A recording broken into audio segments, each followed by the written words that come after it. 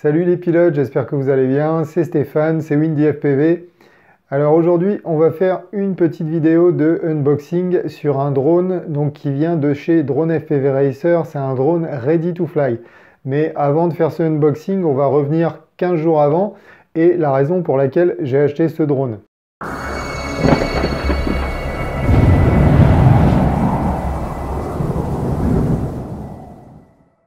Alors il y a 15 jours, j'ai décidé de vous faire une belle vidéo au-dessus d'un lac.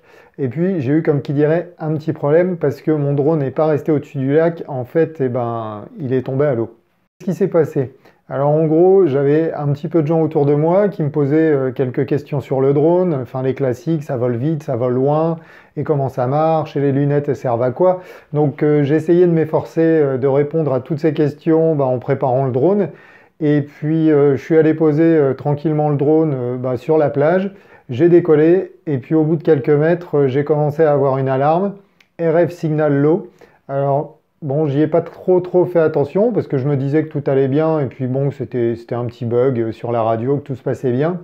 Et puis au bout d'un moment, le drone a plus du tout répondu. Alors ça s'est passé en 10 secondes, j'ai pas eu le temps de réagir. Donc il a plus répondu, il s'est mis en fail-safe et puis il est tombé à l'eau. Alors une fois que j'ai relevé les lunettes, je me suis rendu compte d'une chose, c'est que j'avais complètement oublié de mettre l'antenne Crossfire sur mon émetteur radio.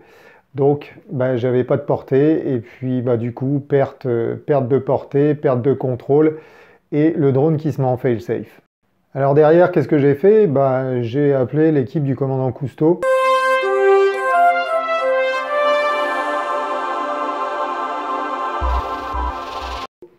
Non, en vrai non. En fait, j'ai du matériel de plongée, je fais un petit peu de plongée aussi en loisir. Alors je remercie Fabrice d'ailleurs pour le prêt de la bouteille et puis du gilet Stab.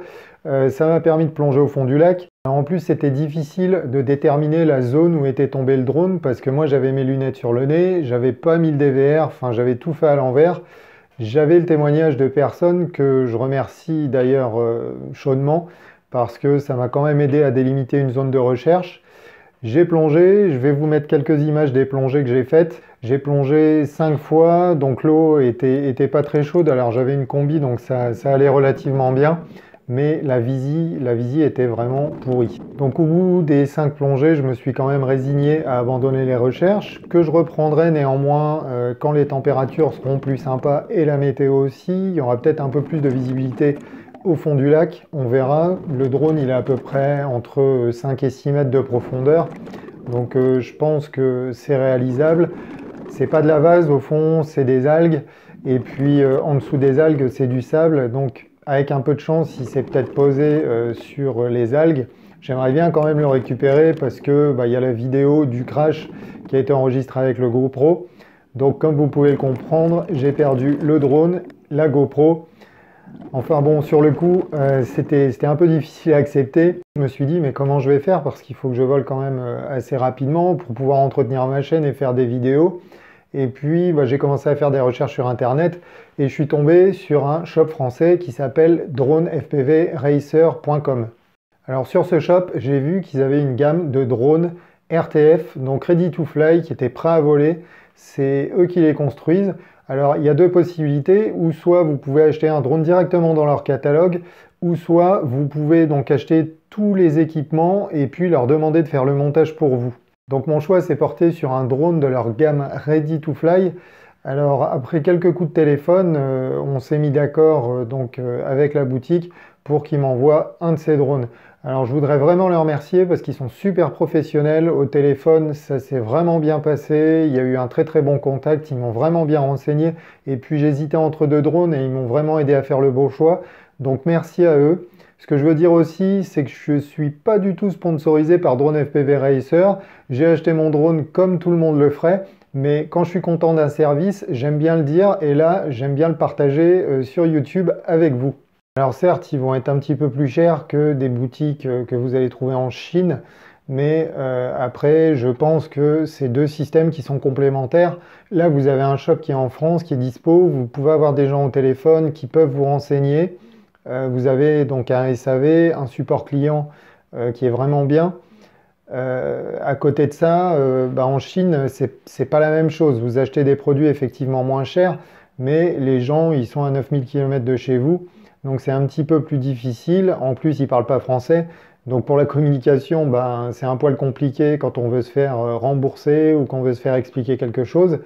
Donc voilà, je pense que c'est deux politiques qui sont complémentaires. Alors en plus, quand vous achetez en Chine, eh ben, vos produits, quelquefois, ils mettent un mois à arriver. Donc si vous êtes patient et pas pressé, il n'y a pas de souci. Mais si vous achetez donc, dans un shop français comme chez Drone FPV Racer, eh ben là, vos produits, ils arriveront en 48 heures maximum. Bon, je vous embête pas plus longtemps. Je vais vous laisser profiter du unboxing de mon nouveau drone. Alors, les conditions météo, elles sont vraiment pas idéales en ce moment. C'est de la pluie et beaucoup de vent. Donc, pour faire un premier vol, ce sera pas possible cette fois. Mais en tout cas, la semaine prochaine, j'ai vu que le temps allait s'améliorer. Donc, on va pouvoir faire le premier vol la semaine prochaine. Alors, je suis super pressé, peut-être un peu comme vous aussi. Mais en tout cas, profitez bien de ce unboxing. Alors avant de commencer le unboxing et vous faire découvrir cette nouvelle frame, je voulais vous dire que le drone n'arrivait pas emballé que dans ce carton, il arrive emballé dans un plus grand carton. Et dans ce grand carton, il y a ce petit carton. À l'intérieur du grand carton, il y a plein de polystyrène, plein de protections, justement pour éviter d'abîmer le drone pendant le transport. Donc vous inquiétez pas, le drone est vraiment protégé pour son transport, il n'y a pas de souci. Voilà, donc on va procéder maintenant à l'ouverture. Et je pense que vous allez rapidement reconnaître la frame. Alors on va mettre ça de côté. On regardera ça tout à l'heure. Et on va poser ce qui nous intéresse sur le bureau.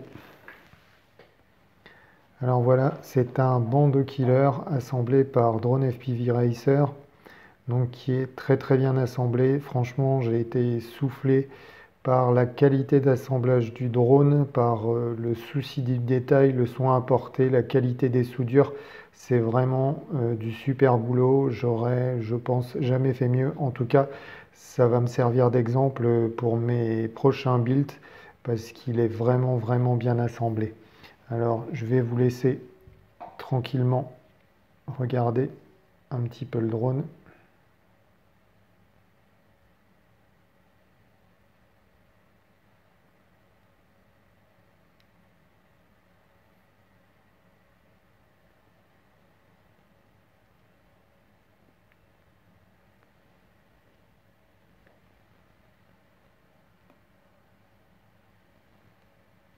Voilà. Donc, c'est la fameuse frame Bando Killer de Tomzy, que vous devez certainement connaître. Le fabricant de la frame, c'est Lethal Conception. Donc, c'est une frame qui m'a vraiment, vraiment tapé dans l'œil à sa sortie. J'adorais le côté compact de la frame, la solidité que ça dégageait. Et je pense qu'elle est vraiment solide parce que quand on connaît un petit peu le pilote, on imagine qu'il faut une frame solide pour réussir à faire tout ce qu'il fait. Je pense qu'il fait de nombreux essais avant d'y arriver et que il doit beaucoup beaucoup taper, donc il faut qu'il puisse compter sur une frame qui est solide. Alors la conception, elle est vraiment, elle n'est pas révolutionnaire, mais voilà, il y a plein de petites astuces à l'intérieur. Que ce soit au niveau justement de la facilité de construction et puis même au niveau de l'esthétique. Alors son logo, c'est une tête de renard et puis il est repris en fait au bout de chaque bras. Donc je trouve ça vraiment superbe. Et puis après, en fait, voilà, vous avez la possibilité de mettre une rehausse ici pour pouvoir mettre votre VTX en bas et puis votre récepteur en haut. Donc il y a vraiment de quoi faire. Et puis surtout, la protection de la caméra, elle est vraiment bien pensée parce que vous avez un système de double armature avec une fixation qui permet justement de n'avoir à changer que quelques pièces si vous cassez. Alors quand vous voyez l'épaisseur du carbone, ça va être difficile de le casser, mais on ne sait jamais, ça peut arriver. Donc c'est vraiment super bien conçu. Je pense que pour l'absorption des chocs aussi, c'est quelque chose qui est vraiment très très bien. Après, Donc vous avez les protections qui sont imprimées en 3D. Il est vraiment superbe ce drone. Aussi les stickers qui sont installés. Donc tout le drone a été assemblé par Drone FPV Racer. C'est vraiment de la superbe qualité.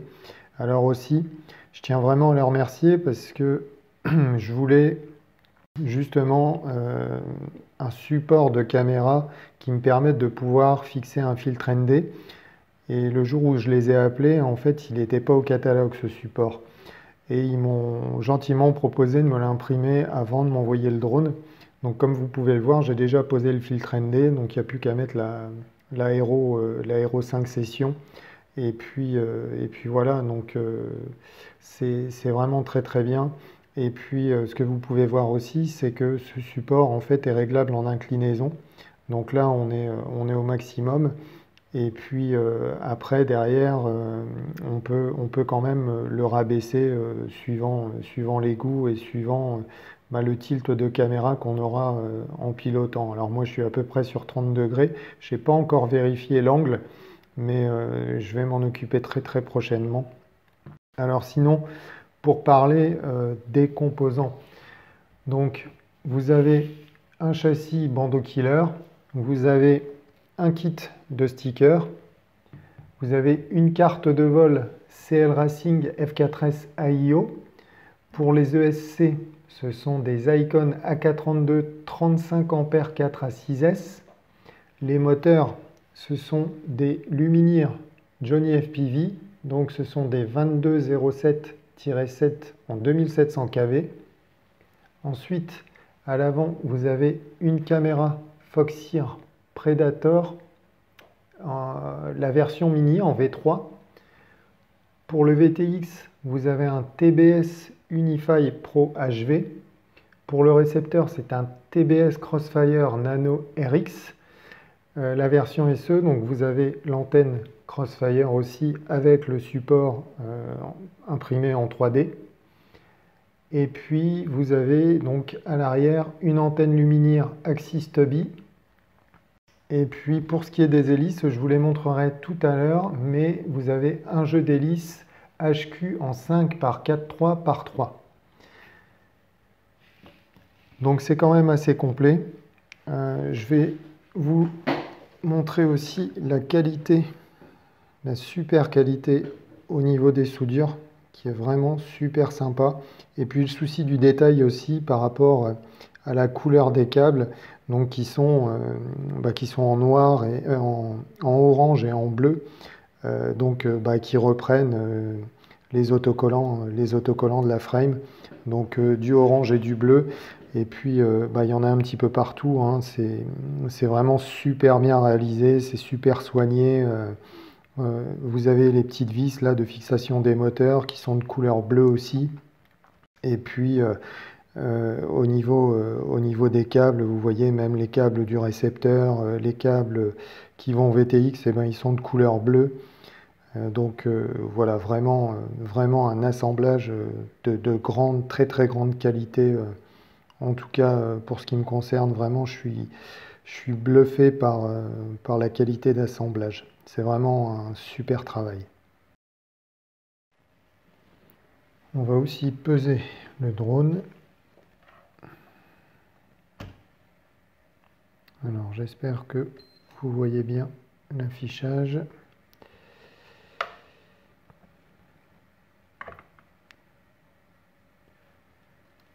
Avec ces 4 hélices, on est à 407 grammes.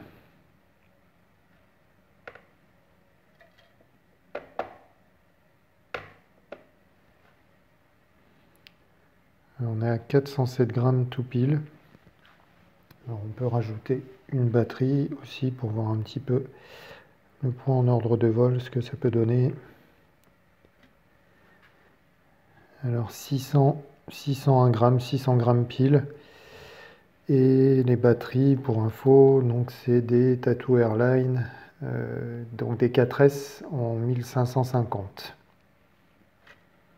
Voilà. Et puis si vous voulez voir l'encombrement au niveau des batteries, ce qui était une petite inquiétude pour moi au début, je me demandais vraiment si elles allaient passer parce que je trouvais que la frame était vraiment super étroite. En fait, pas du tout. Ça passe très bien et puis vraiment dans n'importe quel sens. Donc voilà, comme vous pouvez le voir là, il n'y a pas de souci, ça rentre bien. Et puis au niveau du profil du drone, ça passe bien. Donc je pense que voilà, au niveau des batteries, il n'y a vraiment pas de problème aussi. Alors voilà pour ce qui est du drone. Ensuite, on va passer au petit sachet d'accessoires donc qui vient avec.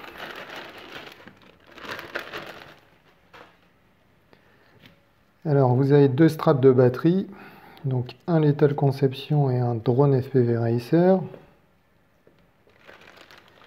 Ensuite, vous avez donc les hélices dont je vous ai parlé, les HQ Prop en 5 par 4 3 par 3 qui sont de couleur noire.